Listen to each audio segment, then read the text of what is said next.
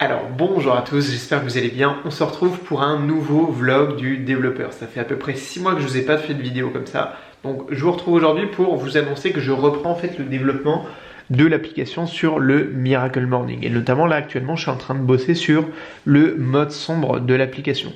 En fait ça fait effectivement 6 mois que j'ai sorti ou peut-être publié l'application, mais j'ai vraiment en fait mis de côté cette application là. Je me suis concentré sur ma deuxième application Driss.AS qui a eu plusieurs complications comme je vous l'avais expliqué dans d'autres vidéos, et puis surtout à ce moment-là j'avais annoncé que je publierais en fait une application par mois. Alors j'ai pas du tout tenu ce rythme là, tout simplement parce que je me suis finalement concentré sur mon blog, mes formations, etc.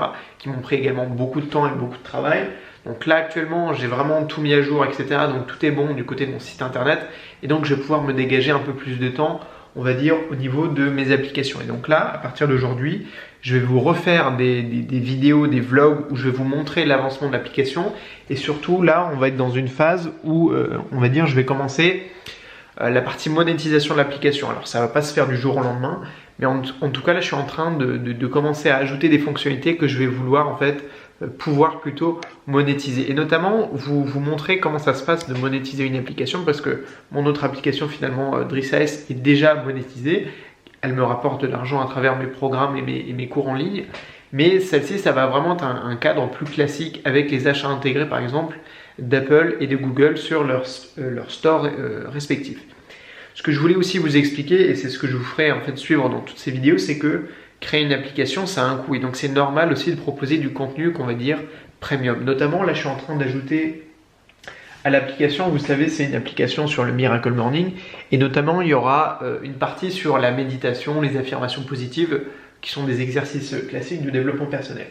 Et donc, notamment, ce que je veux proposer, c'est d'écouter de la musique lorsque on lance, par exemple, une méditation. Et donc, pour ça, j'ai trouvé un site qui propose tout simplement d'acheter des licences en gros de musique pour pouvoir les utiliser dans ces projets, et notamment pour moi dans mon application.